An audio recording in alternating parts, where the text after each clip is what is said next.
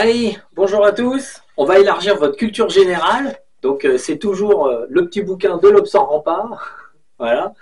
Et on va commencer par un mot. Je pense pas qu'il l'ait mis dans le dictionnaire, non, parce que c'est pas un mot en fait métaphysique dans le, on va dire dans le principe du bouddhisme ou dans des connaissances asiatiques, on va dire.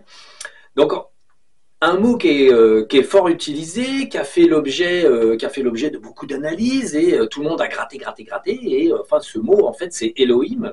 Donc, un terme qui serait intéressant, mais en fait, on se rend compte que dans la langue hébraïque, en fait, il est utilisé, mais en fait, ils ne peuvent pas lui donner d'explication.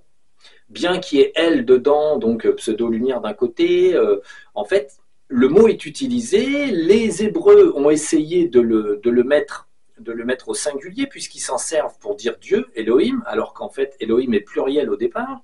Mais en fait, d'où vient le mot? D'où vient le mot? Que veut-il dire réellement? Et en fait, pourquoi s'est-il retrouvé là? Alors, le pourquoi, c'est très simple, c'est une manipulation. Ce terme-là a été rajouté en fait dans les langues hébraïques, tout simplement pour perdre un peu les Hébreux dans des fausses connaissances.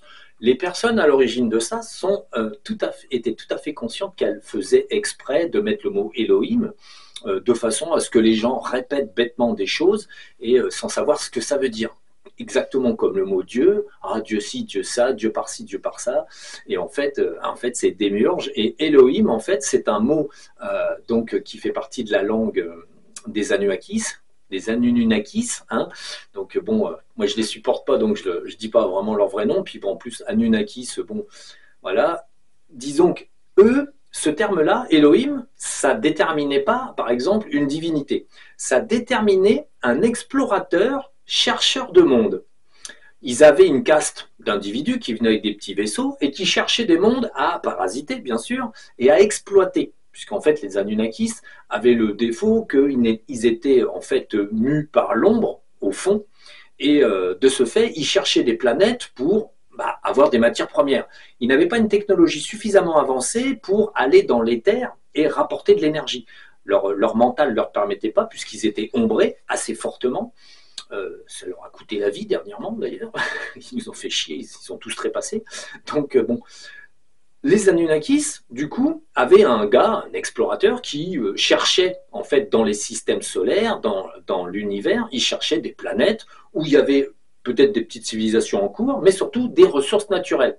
Et quand les Elohim sont arrivés, c'était des explorateurs, donc c'est le premier vaisseau Anunnakis qui est arrivé, Anunnakis, là, et en fait, ils ont analysé la situation, ils se sont dit, wow, pourquoi pas? Pourquoi pas, en fait? Ça le fait. Bon, ça commence à étombrer, ça commence à être le bordel, on va essayer de s'installer, puis de grappiller des ressources. Et comme les jardiniers de la Terre pouvaient pas tellement, en fait, ne voyaient pas trop le drame qui soit là, bon, ils se disaient, bon, tant qu'ils se tiennent à carreau, ça va. Ceci dit, en fait, moi d'avant, en fait, je savais que les Anunnakis c'était des pauvres cons, puisque j'avais eu la désagréable tâche de les repousser à certains endroits, puisqu'ils embêtaient des mondes propres que nous défendions à l'époque. Et en fait, quand ils sont arrivés sur Terre, ça a été laissé parce qu'on était déjà en cycle descendant. Donc les Anunnakis avaient, entre guillemets, le droit de venir parasiter, puisqu'ils faisaient partie de l'ombre et que ce monde était en descente. Donc ça a été laissé en fait, à la bonne estimation de la source. Comment tu fais? Tu fais comme tu veux. Du coup, les Anunnakis sont venus, ont commencé à foutre le bordel, et donc le terme Elohim, en fait, est précisément l'explorateur, en fait, qui trouve les planètes. Voilà, c'est un terme plutôt, on va dire, le commandant, l'explorateur, c'est l'Elohim, et donc d'autres termes comme ça sont méconnus, mais le mot Elohim, en fait, c'est juste ceux qui ont trouvé la Terre et qui ont décidé que c'était un très bon produit à exploiter. Voilà, c'est tout. C'est pas plus que ça, en fait. Donc un terme ensuite qui a été rajouté dans une religion et qui est passé pour un terme de genre Dieu, hein, et en fait ça n'en était pas du tout. Donc bon, ça c'est toujours pareil, les termes sont utilisés pour pouvoir mystifier les situations, quoi qu'il arrive, le terme Dieu ou Elohim, pareil, c'est toujours pour donner une impression que quelque chose est supérieur et domine le reste. Et en fait, Les religions sont là pour ça. Écraser les gens sous des concepts très élevés. En fait, ne pas élever le peuple, plutôt l'écraser. Donc, bon, petit problème de base, quoi. Alors, revenons.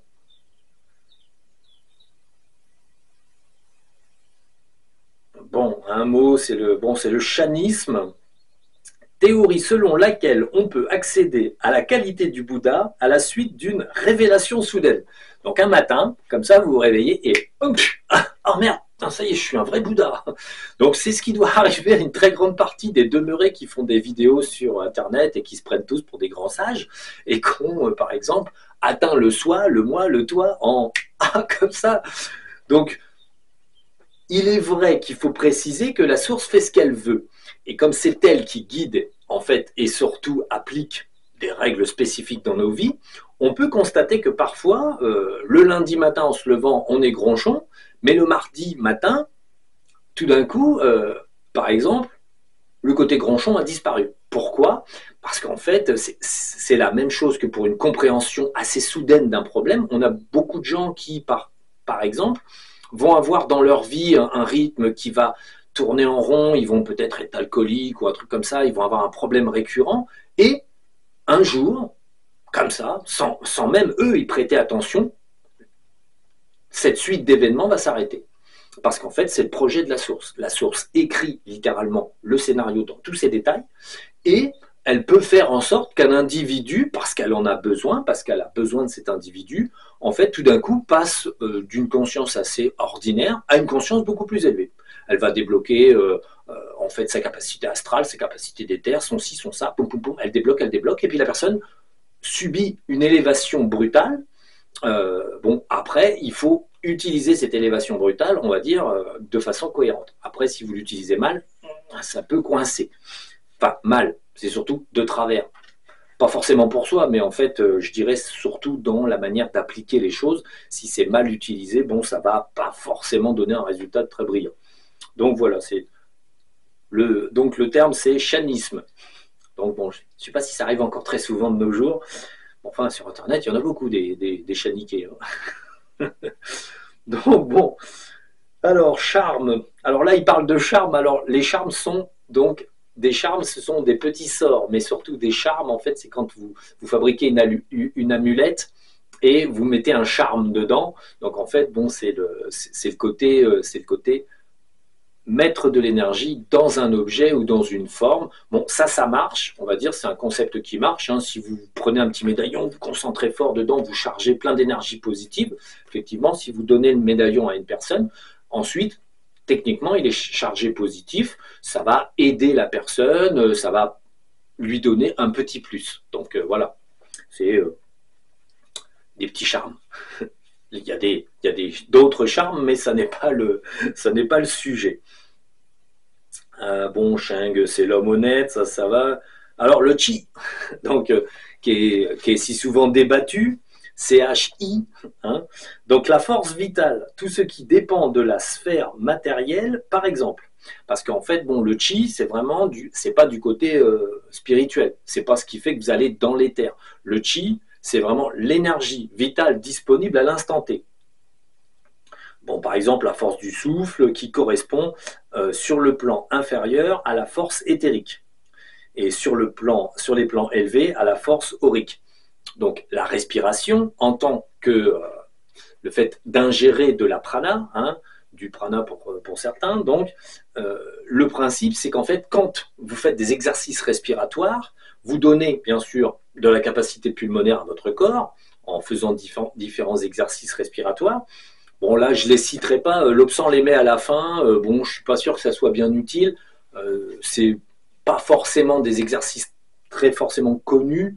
Mais bon, à la rigueur, je verrai bien si je vous fais un petit chapitre pour les exercices respiratoires de Monsieur L'Obsan, qui sont de très bons exercices, ce n'est pas le problème.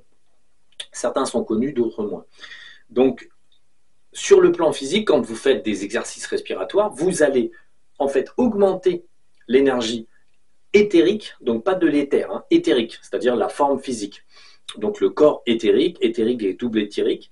Donc il y a une petite confusion entre les corps éthériques, donc éthérique et double éthérique, et l'éther. L'éther, c'est au-dessus. Éthérique, c'est, on va dire, vraiment le premier corps que vous avez, la petite lumière bleue, la petite comment dire, fumée blanche qui est autour du corps, en fait.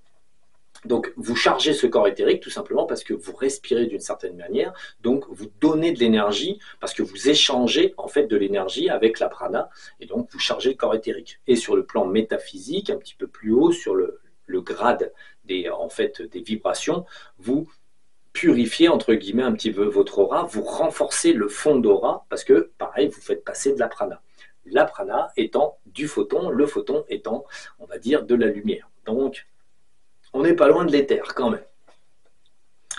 Alors, ouais, bon là c'est un petit mot, c'est pas du chi, c'est du cheat.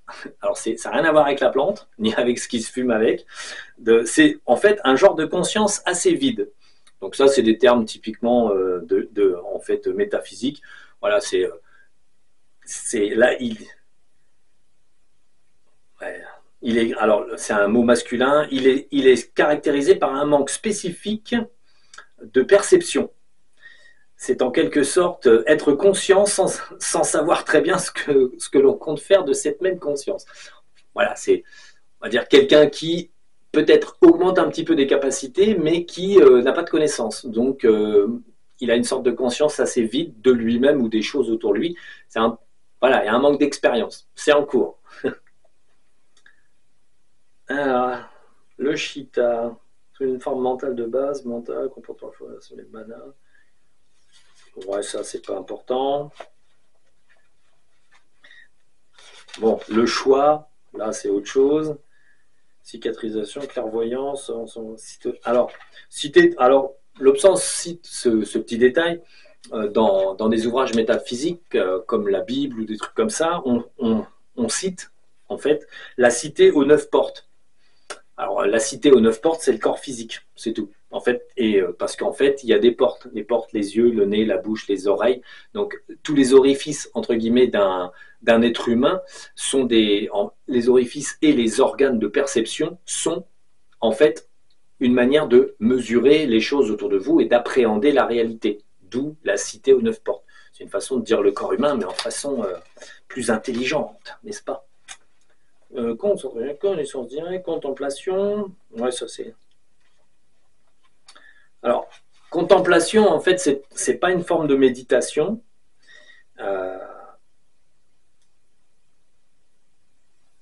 Donc, en fait, vous avez deux types de contemplation. Vous pouvez vous exercer à la contemplation. Donc, en fait, vous contemplez, comme le mot l'indique. La contemplation, c'est de se mettre quelque part, ou d'ailleurs de ne se mettre nulle part. Ça dépend parce que vous pouvez contempler du haut de votre esprit, dont on n'a pas forcément besoin de contempler quelque chose que vous voyez. Donc, en fait, il y a la contemplation, on va dire, cognitive, lorsqu'elle a trait à un objet matériel. Donc, la cognitive, en gros, même si vous n'avez pas l'objet, parce que vous pouvez contempler l'Himalaya, par exemple, et si vous ne l'avez pas devant vous, c'est compliqué pour le contempler. Donc, vous pouvez prendre une image de l'Himalaya, ou vous pouvez, si vous connaissez une image de l'Himalaya, vous la remémorer et vous contemplez les choses. Donc, la contemplation, c'est juste le fait d'observer et d'essayer de faire le tour mentalement d'un objet. Le tour en tant qu'étude, vous étudiez, vous contemplez un objet ou un concept matériel et vous essayez d'en déterminer, on va dire, toutes les facettes, toutes les façons de le voir, toutes les façons de ne pas le voir peut-être aussi. Et c'est un exercice mental simple, c'est tout. Ensuite, il y a les contemplations non cognitives. Là, en fait, là, c'est beaucoup plus une contemplation qui va être du côté de règles métaphysiques ou du corps astral ou des choses comme ça. Là, c'est pareil, si vous n'avez pas d'image, en fait, tout simplement, c'est l'image mentale que vous en faites, en gros, que vous essayez de contempler. Ça se rapproche un peu plus près, on va dire, de la méditation. Ah, corde d'argent, bon, alors bon, terme maintenant qui est assez connu, et en fait, tout simplement, c'est le petit cordon qui vous raccorde à votre adhyatma ou surmoi ou super-être, comme disait Lobsang, enfin la traduction française c'était super-être. Et donc corde d'argent qui peut être de différentes couleurs selon les individus et qui vous raccorde à votre adhyatma et ensuite l'adhyatma est raccordé à la source. Donc voilà, c'est ce qui permet d'être en vie. Quand la corde d'argent est coupée, terminus, tout le monde descend. En fait, on perd l'utilisation du corps, pas de l'esprit, puisqu'ensuite on s'en va, et on lâche 6 ou 7 corps, ça dépend de l'endroit où on va. Les cordes en bas, hein, bien sûr, pas les cordes en haut. Donc, bon, l'option nous parle du cou. Il donne des petits exercices en fait pour relâcher le cou, puisqu'il faut jamais oublier en métaphysique de base, et même pour la vie courante, que le cou est la zone par où transite énormément d'informations. Donc le cou doit être en bon état, en gros, ni trop souple, ni trop dur, et de façon à avoir une bonne circulation d'énergie. Donc parce qu'en fait, on a le cerveau qui est un peu la batterie et l'endroit où arrivent les informations, et le cou assez finement du côté en fait surtout du tronc cérébral. Ensuite, quand ça descend dans les vertèbres, et en fait là effectivement, quand c'est trop raide, quand c'est trop en fait noué, il y a une réduction légère des énergies, et en fait effectivement le cou doit être entretenu, et les Tibétains faisaient des exercices, on va dire, d'assouplissement doux. Donc bon, ça c'est pareil, on peut faire des petits exercices d'assouplissement, ne jamais trop forcer, et de façon à ce que ça libère un petit peu en fait les tensions musculaires et nerveuses dans le cou. Notons qu'en ce moment, il y a pas mal d'entités qui tirent et qui poussent dans le cou, justement pour essayer d'embouteiller l'énergie. Bon, le culte, ça c'est pas important. Dhamma. Alors, le Dhamma, ce mot se rapporte à l'apaisement des 10 organes, des sens et de l'action. Donc voilà. Donc c'est c'est toujours des mots. C'est des mots en fait. Bon, en tibétain, je l'ai déjà dit, ils ont des mots pour tout. C'est ça qui est amusant. Vous voyez, vous avez DA, D-E-H-A, signifie exactement celui qui a un corps. Bon, c'est un peu tout le monde qui est un peu en état de DA, quoi. Mais bon. Bon, déité, là on connaît un petit peu ce mot-là, il n'y a pas de souci. C'est tout ce qui fait rapport à la divinité. Mais c'est malheureusement des mots qui finalement sont sortis plus ou moins de leur contexte. Et comme en fait les pseudo-divinités ont toujours été que des êtres qui se sont incarnés, mais qui viennent simplement de mondes supérieurs, comme les jardiniers de la Terre, les dragons et tout ça.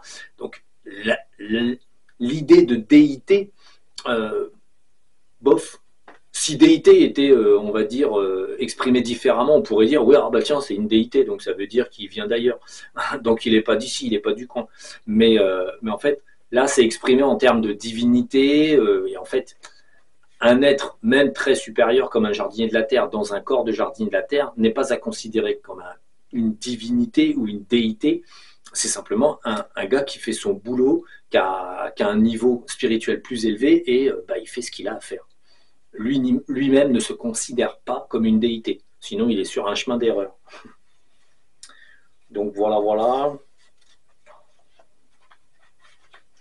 Alors, les devas, la plupart du temps on connaît ce que c'est. Donc un deva est un être divin, très au-delà de la condition humaine. Quiconque est parvenu au niveau nécessaire d'illumination et de pureté et n'appartient plus à ce monde peut être un deva. Donc, c'est une condition, en fait, surtout d'ascension vers les mondes astrales, donc les mondes astraux. En fait, deva va un peu avec, c'est pareil, c'est du côté des déités. Donc, deva, c'est pour ceux qui vont à Patra, par exemple. Patra, c'est le niveau astral des jardiniers de la Terre et de tous ceux qui peuvent y monter. Donc, toujours pareil, ce sont des mots terrestres qui déterminent des êtres différents, plus élevés sur le plan métaphysique. Mais en fait, ils viennent d'un autre monde, donc il n'y a pas de gloire à être meilleur quand on est surtout beaucoup plus vieux. Il n'y a aucune gloire à ça, c'est juste logique. Si ça fait 50 milliards d'années que vous êtes là, c'est un peu normal que vous soyez un peu moins primitif que le gars qui vient de s'incarner depuis 300 ans. C'est la logique, c'est le temps qui forge.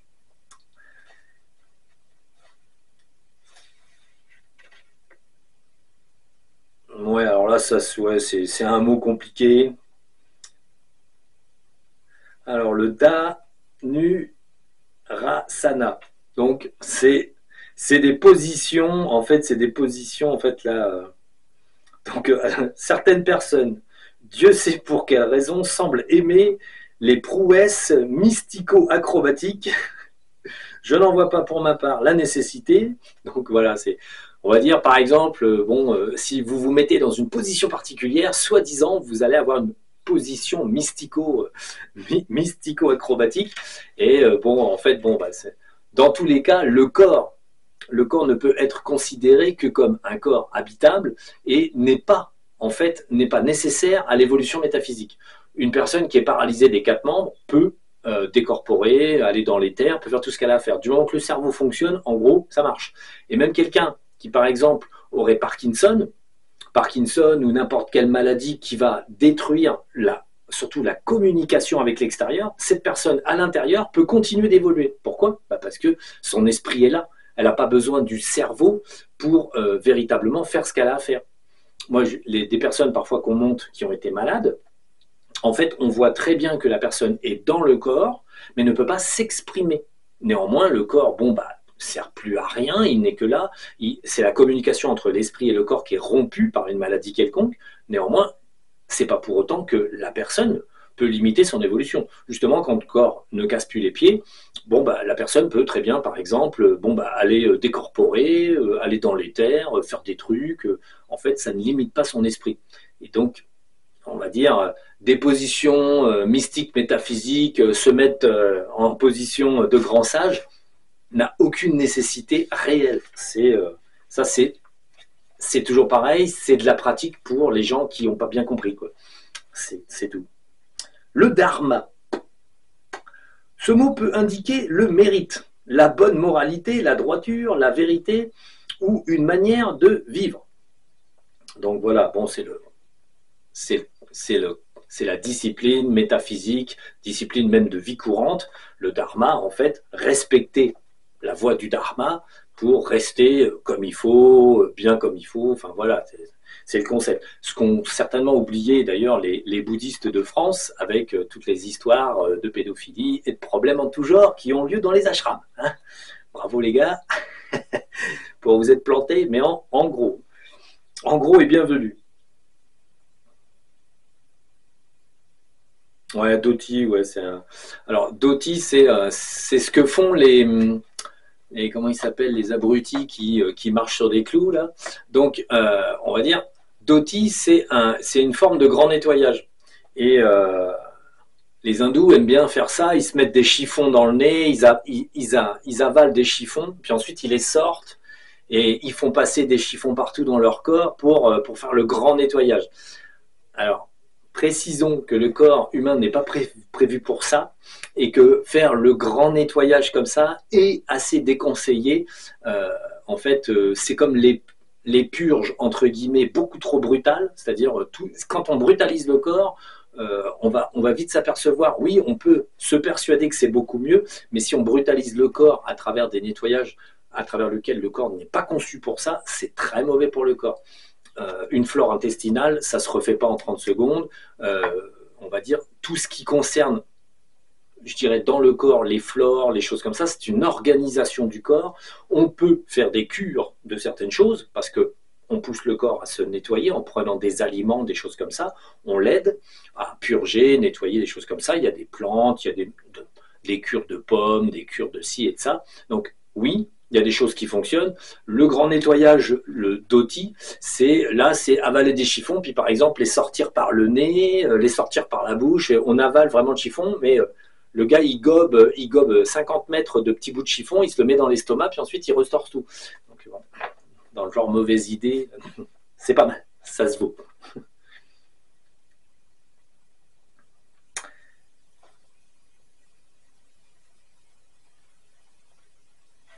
Ouais, alors là, on a, c'est le nom de quelqu'un, c'est le dhyana. Donc là, il y a simplement un H entre le D et le Y. D-H-Y-A-N-A. Donc c'est une méditation ou forme de concentration profonde. C'est un flot continu de pensée sur lequel on se concentre dans le Raja Yoga, on l'appelle le septième des 8 membres. Donc, en fait, c'est une technique de méditation, se concentrer sur un seul élément en permanence. Je vous expliquerai ça après. Diable, bon, diable, ça, bon, on va dire petit Dédé, puisque diable, c'est une culture, le diable, c'est une culture, c'est une idée que se font les gens, mais ça n'a pas réellement, en fait, ça a un fondement physique. Le diable a un fondement physique parce que monsieur, en fait, monsieur Satan, en personne, je dirais en chair et en os, a habité momentanément sur Terre.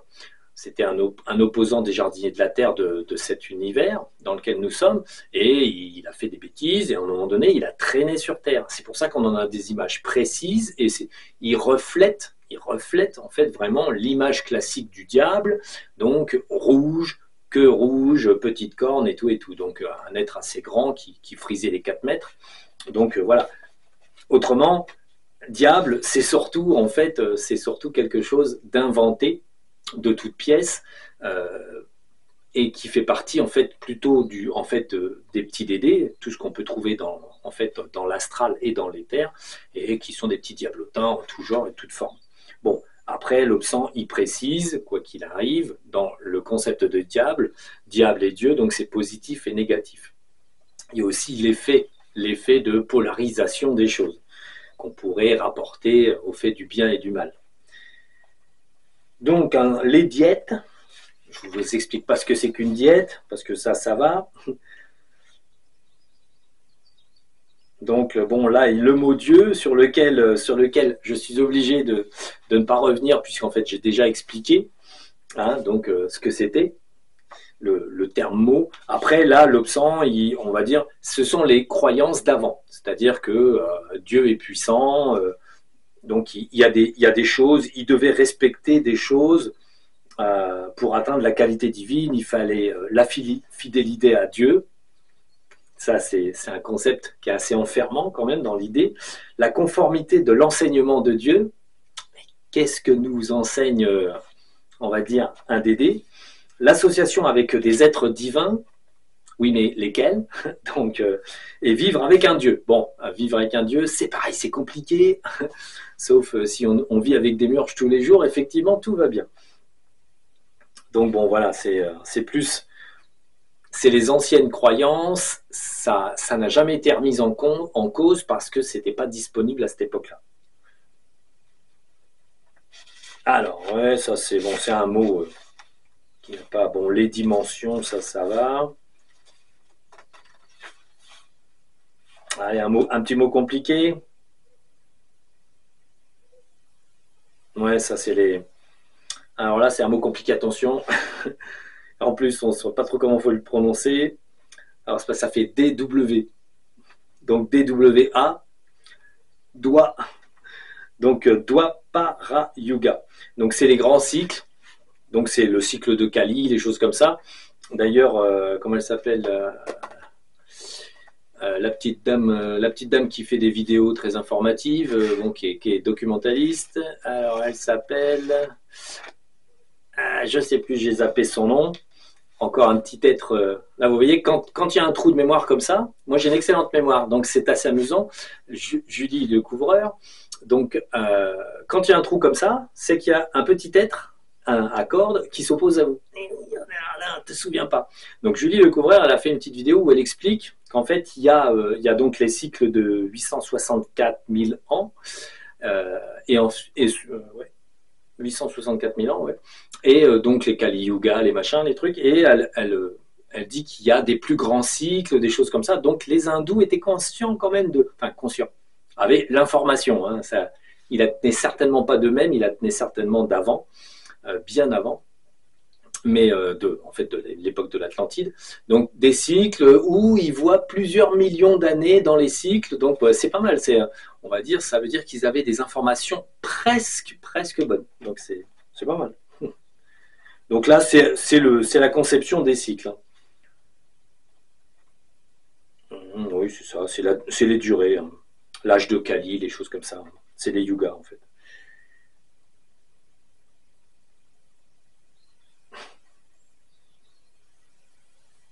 Donc ça, bon, c'est un terme. Bon, l'ego. Alors, Lobsang, lui, il considérait que le terme ego était rattaché au corps astral et l'aspect égotique. Mais donc, lui, il appelait beaucoup, enfin, le traducteur, parce que c'est toujours pareil, comment l'a écrit Lobsang en anglais et comment c'était traduit en français. Mais le mot ego était employé dans les livres de Lobsang comme, il disait, le dédoublement de l'ego, donc du corps astral. Donc, bon, là, c'était chacun son terme un peu pour certaines choses. Donc, voilà. Les éléments, bon, ça, c'est la conception tibétaine. Donc, c'est l'éther, l'air, le feu, l'eau et la terre. Donc, ça, c'était les éléments que eux ils notaient. C'était, je ne sais pas s'il le dit, ils en avaient le. Ouais, ils faisaient des petits monuments. Là, c'était la représentation de tous les éléments. Ah, alors, vous voyez, c'est assez amusant. Ils mettaient des termes comme éponge. Et après, il vous dit, vous vous demandez peut-être ce qu'une éponge fait dans un dictionnaire métaphysique. En fait, c'était pour déterminer les gens qui absorbent des connaissances comme une éponge et justement, en fait, ne font que ça, absorber des connaissances. Ils absorbent, et ils en font rien. Ils stockent les connaissances à l'intérieur d'eux sans vraiment faire la synthèse. Et c'est vrai que certaines personnes, en fait, alimentent leur esprit avec tout un tas de connaissances, mais définitivement, ça reste que des connaissances qui sont là, qui stagnent. Donc, bon, ils se documentent, ils savent des trucs, mais ça ne les fait pas avancer. Ils sont comme l'éponge, en fait, ils se gavent. Bon, à un moment donné, une éponge a une limite. Donc, en général, quand vous vous gavez, en fait, vous continuez de vous gaver d'informations et certaines informations, vous les perdez, elles coulent. En fait, dans votre mémoire, vous n'avez plus certaines informations, tout simplement parce que vous n'êtes plus vraiment capable d'y accéder.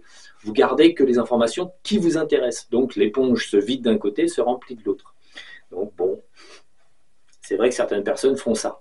Bon, ça, c'est quand on manque de profondeur métaphysique et qu'on n'a pas les moyens d'aller voir finalement le pourquoi des choses métaphysiquement parlant. Donc, on commence dans certaines vies par absorber des connaissances. Quand on commence à comprendre que la connaissance peut aider et en même temps peut bouchonner.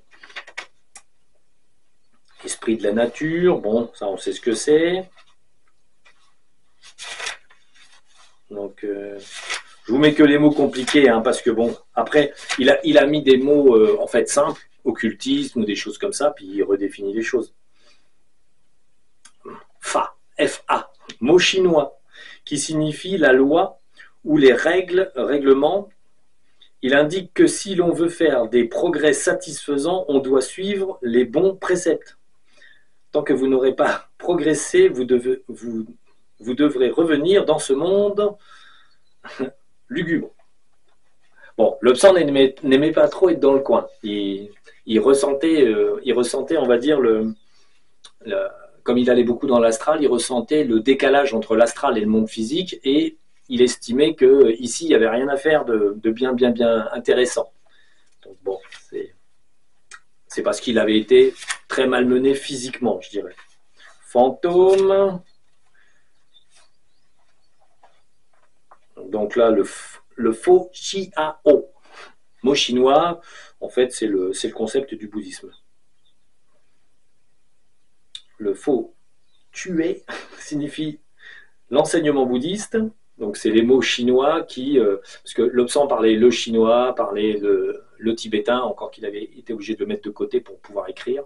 Donc, il avait fait une technique particulière. Il avait viré de son esprit le tibétain, tout simplement pour pouvoir concevoir des livres en anglais. Parce qu'autrement, il pensait en tibétain, il transcrivait en anglais et il n'y arrivait pas parce que en fait, c'est des langues qui sont assez différentes les unes des autres. Donc, en fait, il avait fait une manipulation dans son subconscient. Il avait mis de côté le tibétain. Comme ça, il ne comprenait pas le tibétain. Mais si on lui parlait tibétain, il n'était pas capable de répondre. Parce qu'il avait bloqué complètement la langue tibétaine dans son esprit. Donc ça, c'est seulement quand on est décorporant et qu'on peut bidouiller un peu son subconscient, qu'on sait ce qu'on fait, qu'on peut faire ça. Bon, c'est des techniques tibétaines hyper mystiques.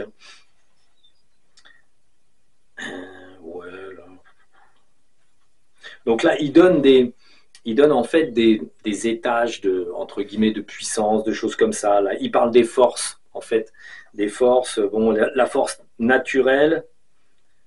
Donc ça, c'est les forces physiques. Ensuite, les forces éthériques. donc là, elles comprennent en fait la puissance du Kundalini. Et la troisième force, donc ça c'est la force de l'éther, c'est beaucoup plus subtil. Il dit que les prêtres égyptiens s'étaient spécialisés dans ce que nous pourrions appeler la force 3, donc la troisième force. Ils protégeaient leurs tombes et par des créatures d'apparence qui, bon, donc, en fait, ils égrégoraient, c'est la force de l'esprit, mais à travers la manipulation de l'éther et l'égrégorisation. Donc, quatrième force est engendrée par des entités vivantes sous l'effet d'un sentiment de violent tel que la colère, la haine, l'amour. Bon, c'est toujours un peu des représentations des sentiments, en fait. C'est toujours des forces, entre guillemets. Là, les forces des sentiments, en fait, c'est toujours la même chose, c'est de l'énergie. C'est quand même de l'énergie. Le corps de sentiment, le corps des émotions, peut générer des énergies très importantes et littéralement persuader une personne par la génération de ces énergies d'un sentiment ou d'un autre. Donc ça, c'est toujours un peu les mêmes choses, mais c'est surtout décalé sur est-ce qu'on se concentre sur quelque chose qu'on prévoit de faire ou est-ce qu'on laisse faire. Bon, toutes les forces liées au sentiment sont un peu en laisser-faire, c'est de la roue libre. C'est pas trop... Et ensuite, bon...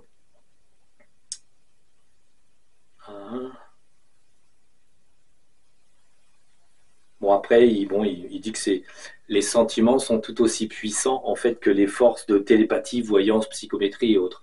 En fait, de toute façon, ça s'assoit sur les mêmes concepts. On utilise toujours en fait la force de l'esprit. Donc, c'est vraiment des forces qui sont connectées directement, de toute façon, au corps métaphysique. Ça, c'est bon.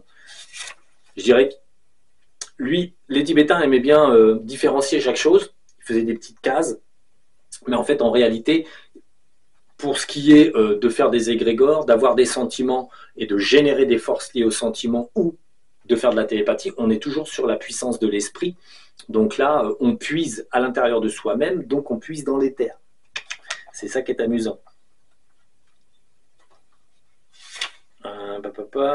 Une petite mantra. Ouais. Bon, là, le mot, c'est Granthis. G-R-A-N-T-H-I-E-S. T-H-I-S. Donc, en fait, c'est des nœuds. Donc, c'est des nœuds. Alors, bon, là, l'Obsan en cite 3. C'est le nœud astral, le nœud du cœur et le nœud des sourcils. Donc, troisième œil. Donc, c'est le nœud de la conscience supérieure. En fait, c'est vraiment des endroits où il faut débloquer. En fait, vous débloquez des nœuds. Donc, en général, beaucoup en fait d'encombrement, mais ce sont les points principaux qu'il faut débloquer en fait pour progresser. Les sentiments, de toute façon, qui sont liés au nœud du cœur. La chakra cœur a une certaine utilité, mais réellement, c'est toujours l'esprit qui domine. Donc, le nœud astral, c'est pareil, c'est en fonction de capacités précises. Donc, si vous déverrouillez le nœud de l'astral, entre guillemets, pouf, vous allez dans l'astral. Et vous pouvez monter plus haut dans l'astral. Néanmoins, l'astral a des règles que l'Obsan ne connaissait pas à cette époque-là, c'est-à-dire que lui était limité à ne pas monter plus haut qu'un certain astral, parce qu'en fait, ça restait indisponible à son époque. Ça va devenir disponible de monter plus haut, mais il faut encore attendre un peu.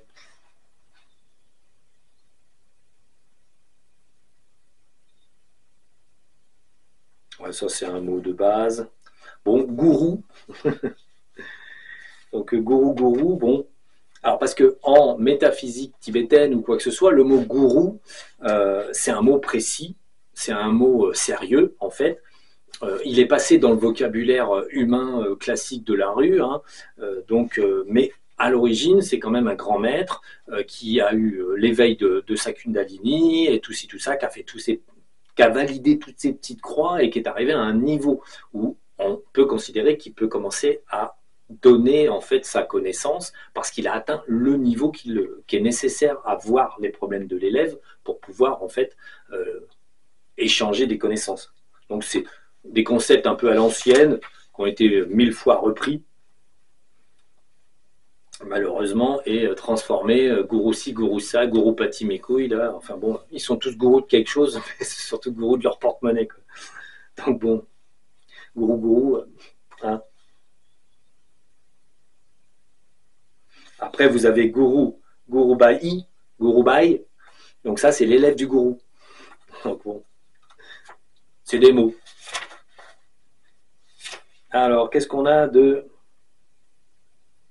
Ouais, la posture de la charrue, le nom réel. Donc ça, c'est pour les gens qui font du yoga. Alasana. C'est la charrue. Ne mettez pas la charrue avant les bœufs et évitez de faire du yoga si vous n'êtes pas souple. Ça peut faire bobo. Donc là, c'est Hari, donc H-A-R-I.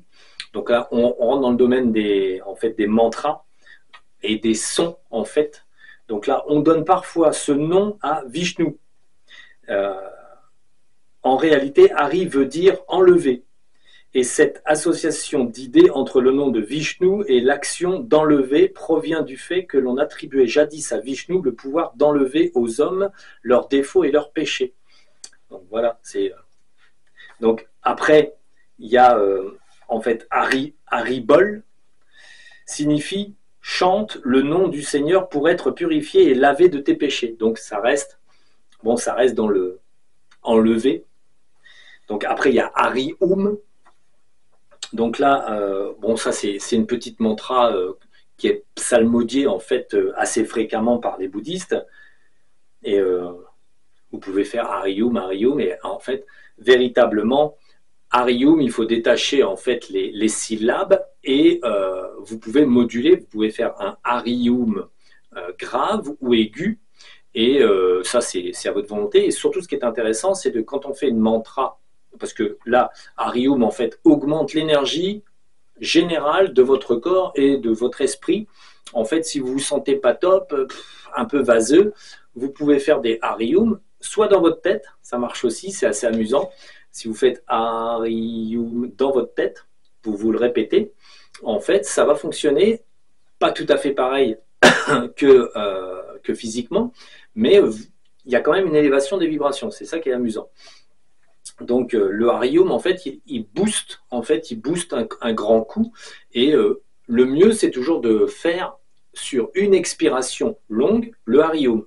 C'est-à-dire vous prenez votre souffle, vous stockez un petit peu donc votre air, et ensuite vous faites le Hari-Oum à peu près en faisant un tiers sur les syllabaires, et ensuite vous pouvez le commencer grave un petit peu, ou plus grave que la voix vous donne, hein, parce qu'il ne faut pas forcer, parce qu'il faut que ça reste mélodieux. En fait, si vous faites Hari-Oum, et il faut que ça reste mélodieux.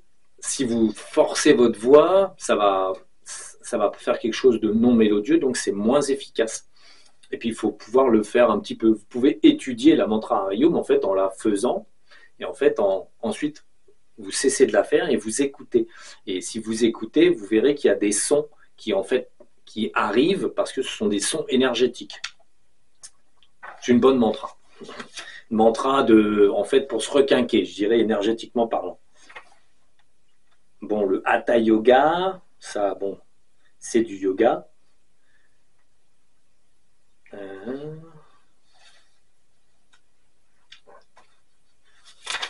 Alors, qu'avons-nous?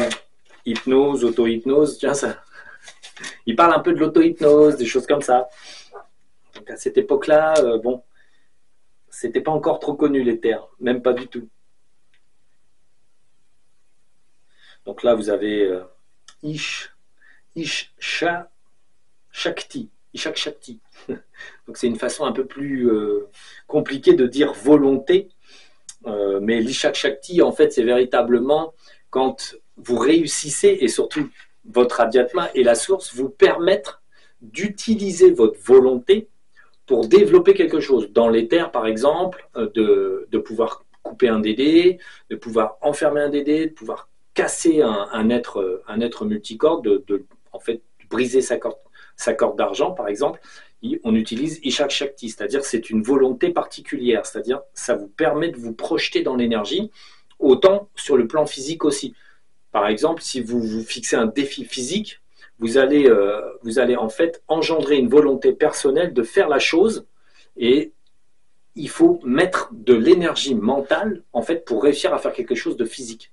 Vous projetez en fait votre énergie mentale d'abord avant de faire quelque chose de dangereux, sauter entre en fait quand les petits gars qui font du yamakasi là, qui franchissent des tas de choses, ils réfléchissent, ils se projettent. Ils s'en rendent pas compte, mais ils se projettent mentalement, ils font le plan, je vais me projeter, je fais ci, je fais ça, je me projette. Ils le répètent une fois, deux fois, trois fois, ils se galvanisent en énergie en fait. Ils projettent une fois, deux fois, trois fois, ils se disent c'est bon, ça passe. Donc ils le font. Et en fait, c'est une forme de projection de volonté dans la matière pour arriver à faire quelque chose. Bon, tout est prévu d'avance, mais Ishak Shakti, bon, c'est la forme d'idée qu'on se fait une grosse volonté avant d'y aller. Alors voilà, on est sur Ida, Sushumna, Pingala. Alors là, Lobsang avait séparé volontairement dans le livre les connaissances. Là, il parle de l'Ida, et après, il parlera de Sushumna, Pingala, en fait, selon les lettres. Et en fait, ce sont tout simplement les trois nadis. Hein, donc les nadis, c'est des nerfs. Et donc ces trois canaux, Ida, Sushumna, Pingala, qui sont en fait, qui partent du tronc cérébral et qui descendent jusque dans le coccyx, et qui en fait arrivent à la narine gauche. C'est-à-dire qu'à un moment donné, ils montent comme ça, et ensuite ils reviennent à la narine gauche. Là, ils traversent, je crois qu'ils passent par-dessus l'oreille comme ça, et ils arrivent là, à la narine gauche. Et les trois s'encorbellent les uns à côté des autres, et ils finissent à la pointe de la narine gauche. C'est pour ça que beaucoup d'exercices respiratoires, en fait, font qu'on joue avec les narines. En fait, et qu'on émet des sons particuliers pour simplement exciter la narine, faire vibrer sur une certaine fréquence, ça va donner une certaine énergie. C'est pour ça que quand vous faites une mantra, Arium par exemple, Arium, ce sont des mantras qui sont vibrés. Vous faites vibrer votre palais, votre gorge, et tout ça, ça fait vibrer en fait les cloisons nasales. Donc, l'endroit où Ida, Sushumna, Pingala sont en fait présents, tout simplement, elle va commencer à vibrer très légèrement. Et c'est pour ça que ça génère une énergie particulière. Parce que vous, par le son, on demande au corps, en fait, de générer de l'énergie. Et on transmet au corps une sonorité particulière. Donc, on s'auto-transmet, puisque c'est nous-mêmes qui faisons le son. Mais on peut faire un son avec un bol, on peut faire un son quelconque. Et l'idée, en fait, c'est que ça va donner une excitabilité des nerfs. Ils vont résonner et augmenter le volume d'énergie présent dans le corps.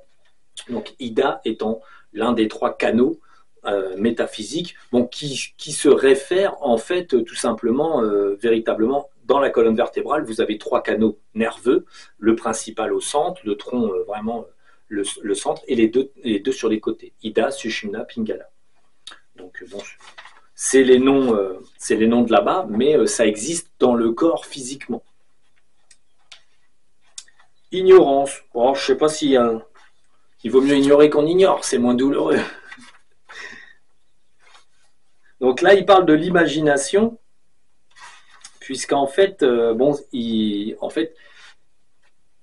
Lobsang, en fait, dans la métaphysique, voyait que l'imagination, en fait, était plus forte, était une force, en fait, et que le fait d'imagination, c'était surtout la conception, on conçoit quelque chose mentalement, on projette, et en fait, ça, ce sont des règles qui ont à voir avec le fait que ce que l'on imagine, on peut le faire, effectivement. Donc là, c'est Ishak Shakti, c'est-à-dire c'est la volonté.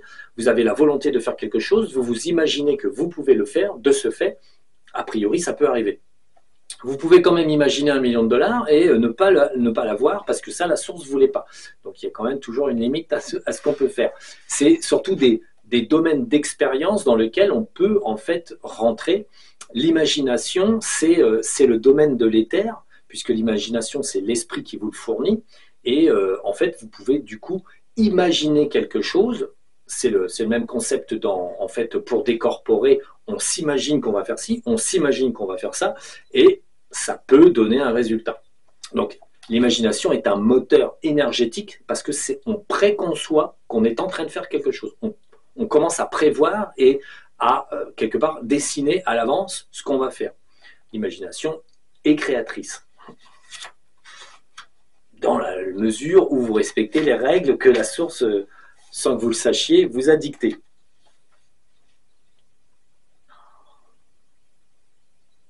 Bon, ça, c'est les hydrias. Oui, bon, alors c'est des sens liés à des organes. On devrait dire les 10 hydrias parce qu'il se trouve dans le corps humain 10 organes par lesquels l'âme ou l'entité que nous avons aussi appelée super-être peut obtenir des informations diverses. Ces organes sont ceux de la perception, l'ouïe, vue, odorat, goût, toucher, les organes d'action directe et les organes d'excrétion. Bon, voilà, organes de reproduction aussi. Donc en fait, bon, les hydrias, c'est un organe est lié à une fonctionnalité. Les hydrias, en fait, c'est la façon compliquée de le dire en métaphysique. Ah, Ivara Kochi. Donc, Ishvara Kochi, donc c'est un petit avatar. Bon, comme l'avatar, en fait, c'est déjà un jardinier de la Terre, l'Ivara Kochi, ça doit être un aide jardinier de la Terre. Il faut remettre, faut recontexter, en fait. C'est tout. Donc, bon, c'est un petit avatar. Il vient pour des petites choses secondaires. Bon, il file des coups de main aux avatars. Bon, mais néanmoins, donc le terme avatar, on pourrait dire jardinier de la Terre, aide jardinier de la Terre, Ivara Kochi et avatar. Bon, là, c'est un autre mot qui détermine les divinités, c'est Ishvara. Ishvara. Pour certains, ce mot signifie Dieu ou ce qui s'applique à Dieu. Bon, à suspendre, on peut dire la source plutôt. Ça va plus loin et c'est moins gênant au niveau des vibrations. Bon, le japa, en fait, le japa, c'est le fait de dire des mantras. Donc, quand vous faites du japa, en fait, c'est que vous commencez à faire des petites mantras dans votre petit coin.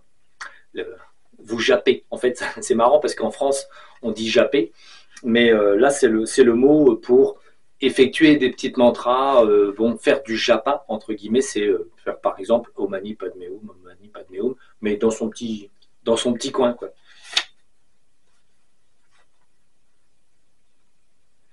Jagra se rapporte à l'état de veille opposé à l'état du sommeil du corps. Mais, bon, un mot technique pour dire, c'est un mot technique pour dire que vous êtes éveillé, à l'opposé du phénomène où quand vous dormez, vous êtes non éveillé, donc vous êtes en état de décorporation inconsciente ou consciente, mais donc il y a des mots pour tout.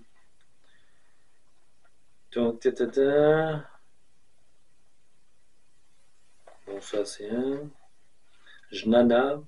La connaissance, jnana. Donc jnana, c'est la connaissance, la conscience de la vie au-delà de la vie terrestre. Le jnana, la connaissance du super-être, de la raison de notre présence sur Terre, de la connaissance de ce que nous avons à apprendre et à la façon dont il nous faut l'apprendre. Donc bon, jnana, c'est une forme de conscience d'être ici.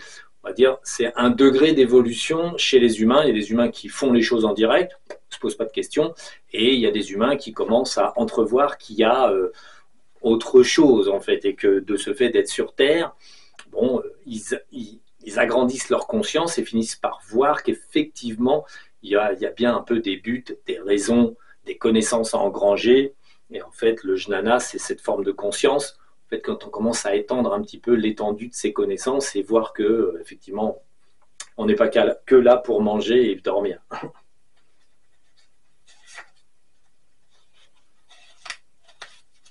Donc là, le bouquin est entièrement dédié, on va dire, à une certaine progression personnelle. Donc en fait, Imejnana, bon, cette forme de conscience. Après, il y a Jnani, c'est pareil, c'est celui qui, en fait, avance sur la voie de la connaissance. Donc, l'ensemble du livre, en fait, pourrait se lire d'une seule traite, puisqu'en fait, ça n'est qu'un livre qui va donner, au-delà des mots, il va quand même donner des indications sur l'évolution, tout simplement. Ah, alors là, c'est Kevalia. Kevalia, c'est la conscience. C'est ce qui nous attend de l'autre côté de la vie, en fait. Donc, quand vous êtes dans l'astral supérieur, donc c'est le Kevalia. Pour eux, c'est la conscience de l'homme, enfin de l'être décédé.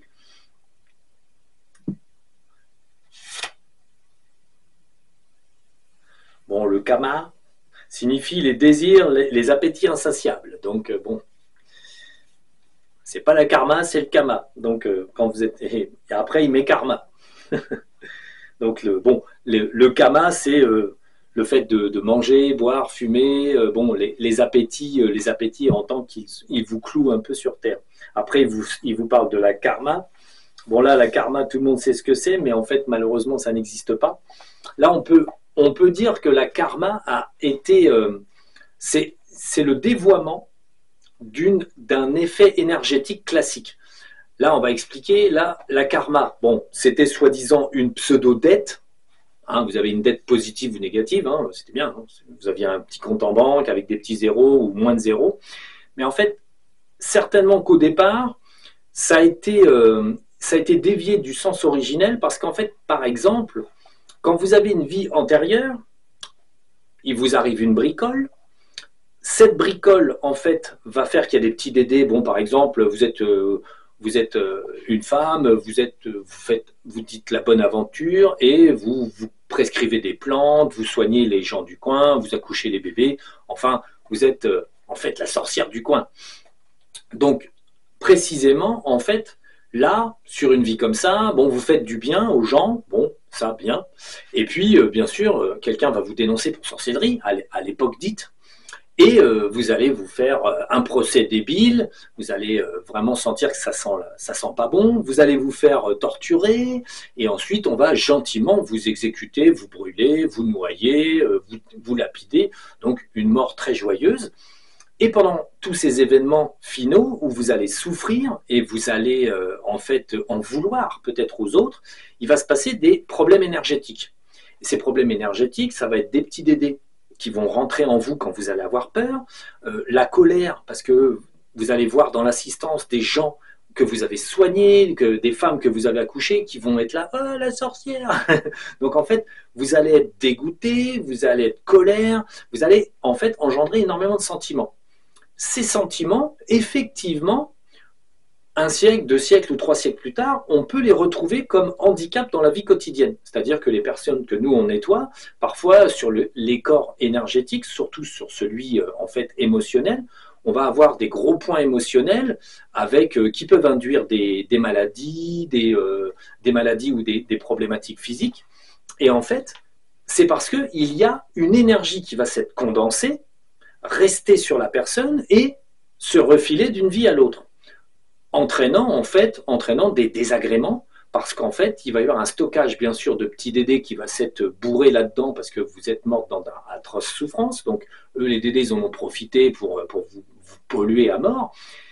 De ce fait, il y a une transmission des énergies du passé vers le présent et on pourrait dire qu'il y a une sorte de forme de karma. Mais ce n'est pas une karma. Le mot karma, il faudrait juste le recadrer en disant c'est la transmission d'expériences passées, transmission énergétique du passé au présent, n'engendrant absolument aucune conséquence réelle. Parfois, évidemment, ça modifie un peu la vie d'une personne parce qu'elle va avoir des peurs instinctives, elle ne va pas vouloir monter à cheval si elle a fait des chutes en fait dans différentes vies et elle est morte, casser la tête contre un rocher parce qu'elle montait à cheval, la personne ne veut pas monter à cheval. On va dire, ah bah oui, c'est un effet de karma, gna gna. Non, en fait, l'idée c'est que des énergies peuvent être transmises, mais vous ne devez rien à personne. Tout comme les gens qui vous ont tué, on va dire, ne vous doivent rien. Il y a par contre des liens énergétiques qui se sont faits. Le bourreau qui vous a tué, bon, lui ne savait pas trop qui vous étiez, hop, il vous a foutu le feu, vous a coupé la tête, bon, il y a un lien énergétique. Mais c'est un lien énergétique où cette personne ne va rien vous devoir et vous ne devez rien à cette personne. Et ni le pardon, ni le ceci, ni le cela, il faut juste comprendre. En fait, comprendre les énergies, c'est les délier et ensuite les nettoyer parce qu'il faut retirer les petits dédés. De ce fait, si le mot karma devait être actualisé, on pourrait plutôt dire que c'est la masse, c'est l'ensemble des énergies du passé qui s'invitent au présent. La masse problématique. Vous avez des bonnes, les bonnes masses énergétiques, entre guillemets, vous avez fait des expériences et puis vous avez trouvé ça sympa, c'est stocké évidemment dans vos corps, mais ça n'induit pas de problématique. Donc du coup, on ne le retrouve pas forcément. si vous avez eu un don une vie, vous aurez ce don sur d'autres vies, pas de problème. Mais effectivement, le mot karma, au départ, peut-être, là je dis bien peut-être parce que je n'ai pas été vérifié, mais était peut-être utilisé pour déterminer ces passages énergétiques.